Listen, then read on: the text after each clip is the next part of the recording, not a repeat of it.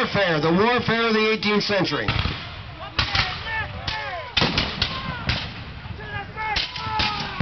Please notice it is not men hiding behind trees and rocks. It is open field combat in the European style. The Hessians are nearly encircled now. There is confusion in their ranks.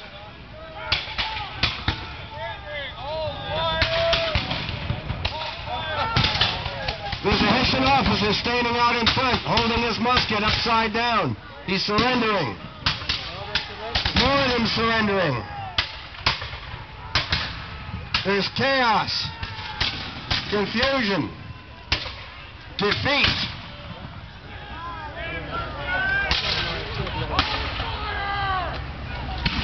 The command to cease fire goes out. The Hessians are surrendering.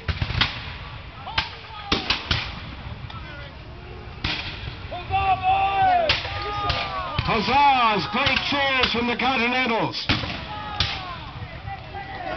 What happened in 1776 was this.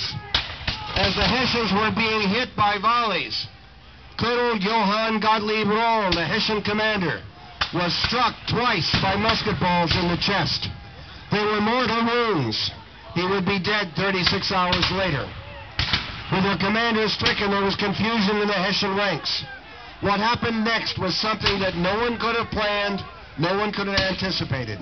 One of Washington's regiments fighting the Hessians was Colonel Hauserger's regiment, better known as the German Regiment, because they were recruited from German-speaking Americans, recruited out of Maryland and Pennsylvania. The regimental language was German, the same language that the Hessians spoke. And the men from Hauserger's regiment began to call out to the Germans, "For heaven's sake, surrender to spare your lives. We do not wish to slaughter you. In the name of heaven, lay down your arms." And after Rohl was critically wounded, that's exactly what happened. Those two Hessian regiments surrendered, prompted on by the calls of the German regiments in their own language.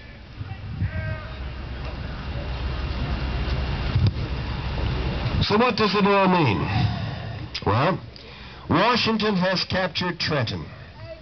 There have been about 200 Hessians who managed to escape because they were already on the other side of the bridge. Something on the order of 150 casualties. Casualties back then meant seriously wounded. Probably many or most of those 150 would die. Lots of minor wounds. But because of septicemia, those wounds would become infected, and many of those who had minor wounds would die as well. In total, Washington and his little beat-up Continental Army was able to capture more than 900 Hessian prisoners of war. The most incredible victory you could possibly imagine. The battle had gone largely as Washington had planned it. It had been a lightning stroke.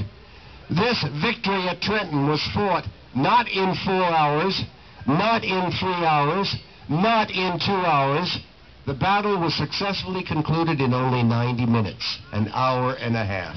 Just what Washington wanted, a lightning stroke to recapture Trenton. This would begin to give him a foothold back in New Jersey from Pennsylvania and allow him to keep this war going. Had this victory not taken place, I will guarantee you one thing.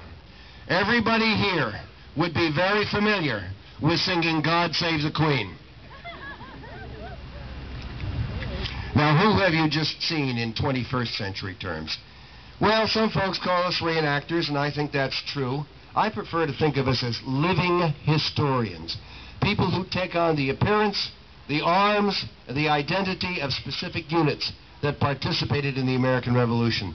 And I do believe that there will be a march by as the troops exit the field of battle, and I'll try to identify as many of those regiments as possible.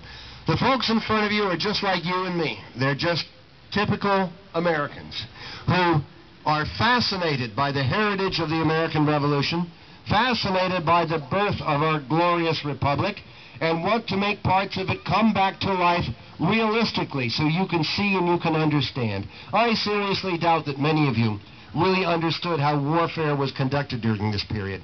I suspect that some of you had no idea how the Battle of Trenton was fought. There's that old story about drunken Hessians. You heard that one? Yeah, everybody has. Would you like to know it's pure bunk? It is totally false. It was dreamt up by the first biographer of George Washington after his death, published in the year 1803. The fellow's name was Parson Weems, and he felt that some glossing, shall we say, some frosting needed to be added to the cake of American history, so he dreamt that one up. He also dreamt up Washington chopping down the cherry tree, throwing the silver dollar across the Rappahannock, da-da-da-da-da-da.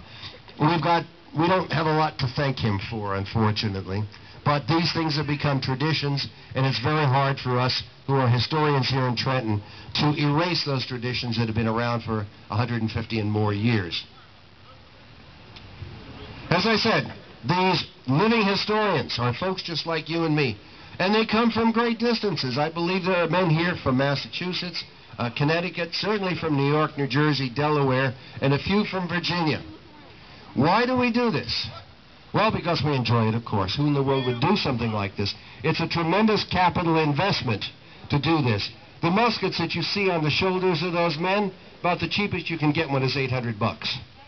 So this is not exactly an inexpensive pursuit. Many of the garments are handmade. All of them are as authentic as is humanly possible. You see, for example, Mr. Sparrow here on the Golden Horse. He represents one of the troopers of the Philadelphia